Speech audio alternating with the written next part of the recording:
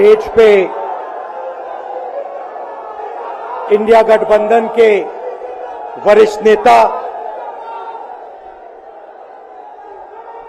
खारगे जी, सोनिया जी, शरद पवार जी, भगवंत मान जी, चंपा सोरेन जी, अखिलेश यादव जी, तेजस्वी यादव जी, सीताराम येचुरी जी, फारूक अब्दुल्ला जी, डी राजा जी, भट्टाचार्य जी, महबूबा मुफ्ती जी, Derek O'Brien जी, कल्पना सोरेन जी, त्रिची सिल्वा जी, सुनीता केजरीवाल जी, देवराजा जी, तिरुतोल जी, खुरुम अनीस उमर जी,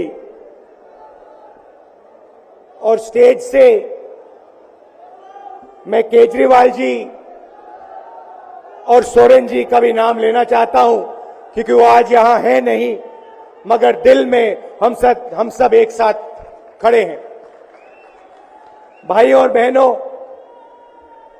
India गठबंधन के कार्यकर्ताओं, आप सबका यहां बहुत बहुत स्वागत, नमस्कार।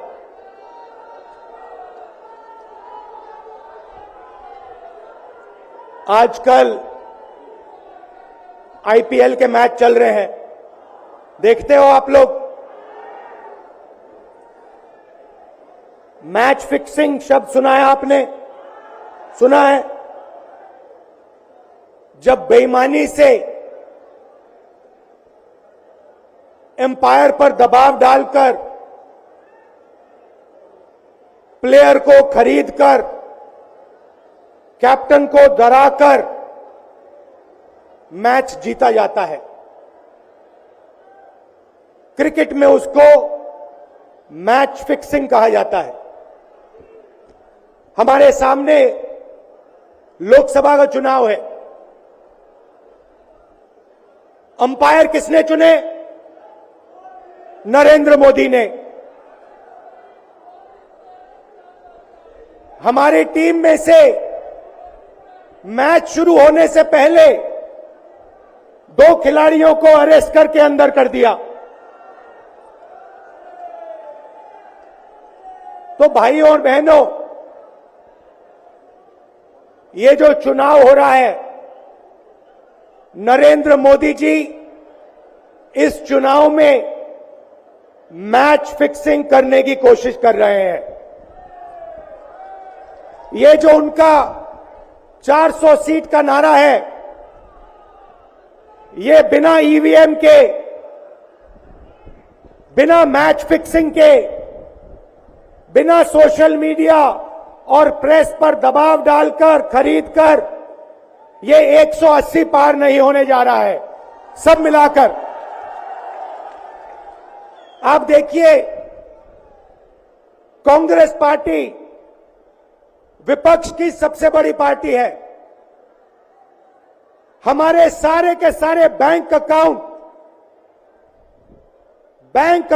बंद कर दिए गए हैं। चुनाव के बीच में देश की सबसे बड़ी ऑपोजिशन की पार्टी के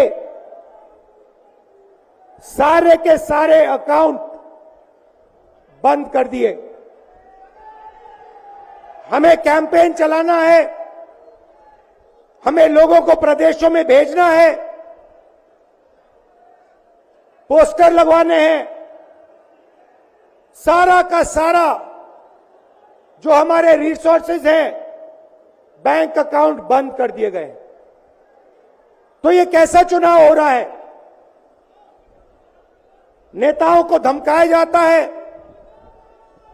पैसे देकर सरकारों को गिराया जाता है, नेताओं को जेल में डाला जाता है। केजरीवाल जी को, सोरेन जी को ये पूरी की पूरी मैच फिक्सिंग करने की कोशिश की जा रही है। और ये मैच फिक्सिंग सिर्फ नरेंद्र मोदी नहीं कर रहे हैं, ये मैच फिक्सिंग नरेंद्र मोदी और हिंदुस्तान के 3-4 सबसे बड़े अरबपति मिलकर कर रहे हैं। यह सच्चाई है। और यह मैच फिक्सिंग क्यों हो रही है? भाइयों और बहनों, इसका सिर्फ एक लक्ष्य है कि हिंदुस्तान का संविधान,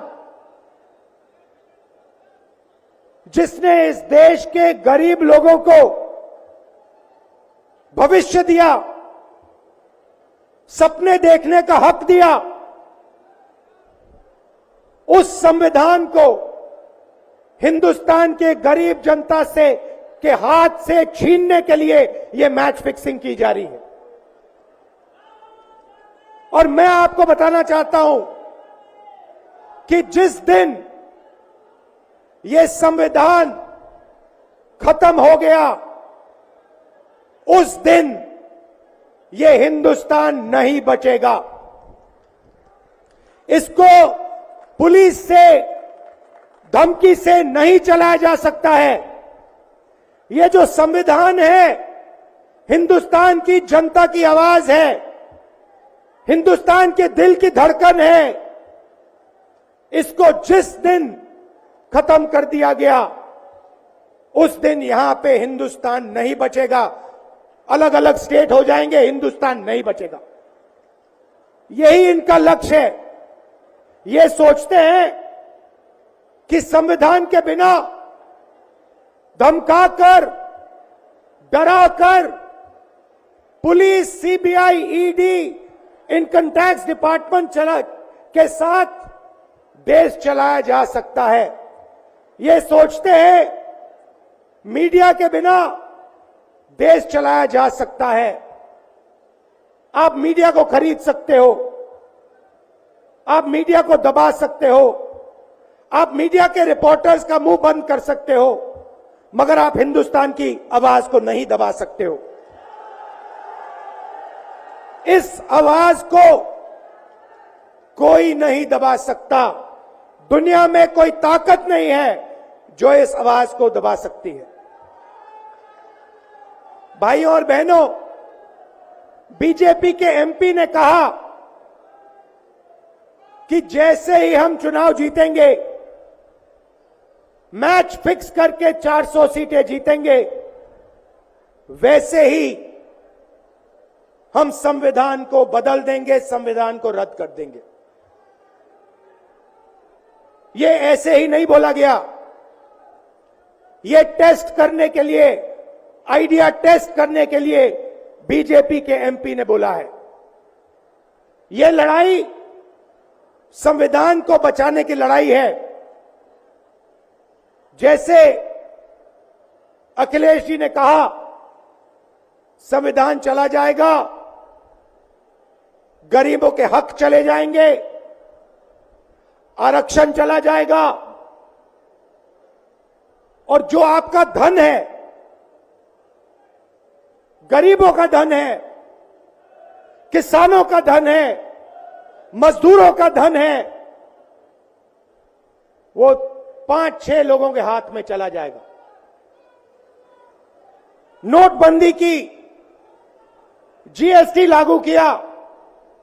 मुझे बताइए, जीएसटी से, नोटबंदी से किस गरीब व्यक्ति को फायदा हुआ? किस छोटे दुकानदार को फायदा हुआ? किस किसान को फायदा हुआ? किस बेरोजगार युवा को फायदा हुआ? किसी को नहीं। 40 साल से सबसे ज्यादा बेरोजगारी हिंदुस्तान में आज है। 1% लोगों के पास हिंदुस्तान का पूरा धन, 22 लोग हैं। जितना धन उतने उनके हाथ में है, उतना ही धन 70 करोड़ लोगों के हाथ में है। ये संविधान को क्यों मिटाना चाहते हैं? क्योंकि आपका धन जो है आपसे छीनना चाहते हैं। मैंने जाति जनगणना की बात की, किसानों के एमएसपी की बात की, युवाओं को रोजगार देने की बात की। यही देश के सामने सबसे बड़े मुद्दे हैं। मगर एक बात याद रखिए, अगर आप लोगों ने पूरे दम से वोट नहीं दिया तो इनकी मैच फिक्सिंग कामयाब हो जाएगी। यह आप भूलिए मत। और जिस दिन मैच फिक्सिंग कामयाब हो गई उस दिन आपका संविधान, हमारा संविधान खत्म हो जाएगा। जिस दिन संविधान खत्म हो गया उस दिन हिंदुस्तान के दिल पर एक बहुत बड़ी चोट लगेगी। तो ये जो चुनाव है, ये चुनाव कोई मामूली चुनाव नहीं है। ये चुनाव हिंदुस्तान को बचाने का, संविधान को बचाने का, और जो गरीबों का हक है, किसानों का हक है, पिछड़े वर्गों का, दलितों का, आदिवासियों का, गरीब जनरल कास्ट के लोगों का हक है, उसको बचाने का हक है, उसको बचाने का चुनाव है। यह बात आप याद रखिए, क्योंकि अगर यह चुनाव जहां मैच फिक्सिंग की जा रही है वो पूरे देश को दिख रहा है, बीजेपी के लोग कह रहे हैं। कल में से व्यक्ति मिलने आया, मुझे कहता है मैं ट्रेन से आया, मेरे साथ बीजेपी के कार्यकर्ता बैठे थे, उन्होंने कहा कि कुछ ना कुछ गड़बड़ है। यह सच्चाई है। इलेक्शन कमीशन के लोगों को नरेंद्र मोदी जी ने बैठाया, दो नेताओं को, दो चीफ मिनिस्टरों को जेल में डाला। चुनाव से कुछ ही महीने पहले अगर डालना था तो 6 महीने बाद डाल देते, 6 महीने पहले डाल देते। नहीं, चुनाव से 2-3 महीने पहले 2 चीफ मिनिस्टर को डालना था। आपने हमारे बैंक अकाउंट बंद किए। बैंक अकाउंट बंद करने थे, 6 महीने पहले करते, 1 साल पहले करते, 6 महीने बाद करते, कोई फर्क नहीं पड़ता। आप चाहते हो कि विपक्ष चुनाव ना लड़ पाए और इसीलिए आपने कांग्रेस पार्टी के बैंक अकाउंट रद्द किए, आपने इलेक्शन कमीशन में अपने लोग बैठाए, आप जुडिशरी पे दबाव डाल रहे हो क्योंकि आप चाहते हो कि मैच फिक्स हो, संविधान रद्द किया जाए और आप सत्ता में रहो। मगर भाइयों और बहनों, मैं सच बोलता हूं और मेरी बात आप अच्छी तरह सुन लो। अगर हिंदुस्तान में मैच फिक्सिंग का चुनाव बीजेपी जीते और उसके बाद संविधान को उन्होंने बदला, तो इस पूरे देश में आग लगने जा रही है। जो मैंने कहा याद रखो, यह देश नहीं बचेगा। ये चुनाव